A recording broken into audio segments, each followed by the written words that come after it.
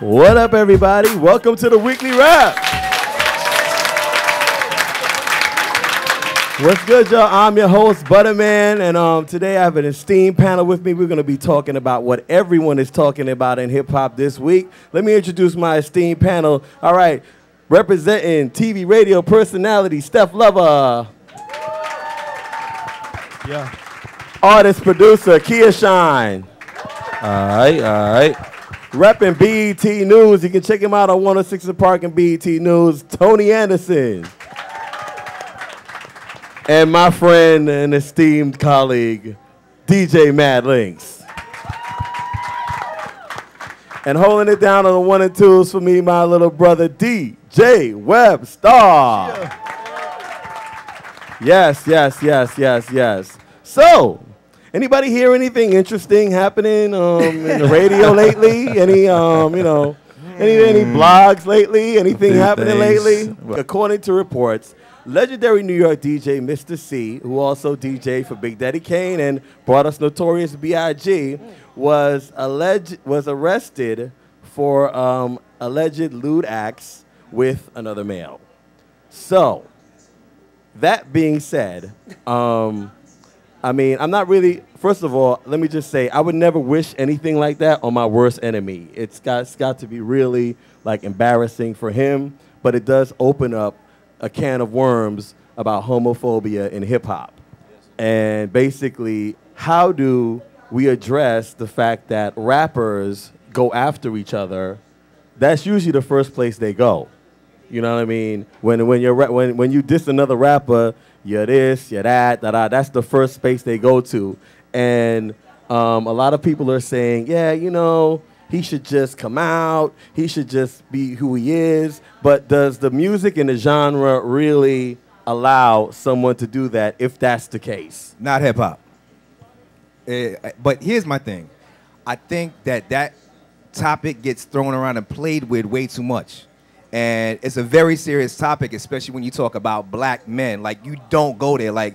If it gets that serious and you start hearing that, it's almost like you can't be cool with that person no matter what. If they ran in a burning house and pulled your moms out, you'll say thank you, but we still ain't cool.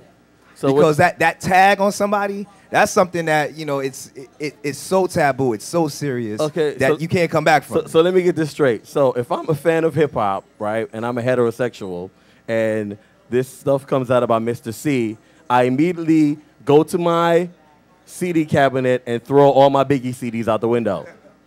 No, because it wasn't big. It was Mr. I think what's most shocking about all of this is that he got arrested, allegedly, 3 times in that same area. And then after you saw who he got arrested with, because my first thought was, maybe he thought it was a chick. You say he got arrested 3 times in the same area? Yes. Allegedly. Maybe not the same area, but 3 times. 3 times this is for third offense. Let's just put it this way. So that's what was shocking to me, but it was not, the act itself, was the fact that this happened before, so it kind of gave it more credibility to me. Because, one time, oops, my bad, I didn't know that I looked like a chick. I've heard dudes get caught, drinking in a club, but this is 4 o'clock in the afternoon in a park.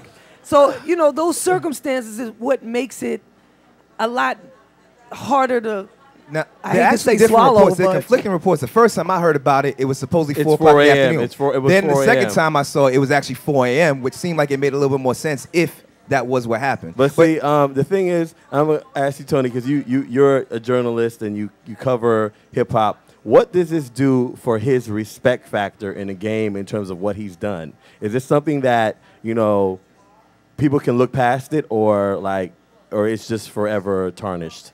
The funny part about this is that I think that this is a problem not only in hip-hop, but in the black community as a whole. We all know Bishop Eddie Long. Bishop Eddie Long got accused of having sex with little boys, and this is in a black church. To answer your question, this doesn't affect his legacy at all. He executive produced Big's first album. He discovered the Notorious Big, arguably the greatest rapper of all time. To me, you can't take that away. But there are going to be a lot of people who, no matter what, say we have to distance ourselves from him. Tony, I kind of have to disagree with that. In what fashion? In the sense that this is part of his legacy because now this is what we're going to remember him for, in a sense. This is the thing that's going to pop up. We're not taking away from the fact that he helped discover Big and this and that, but right now in the streets, Mr. C is a punchline. But see, okay, but let's look at this for what it is, though.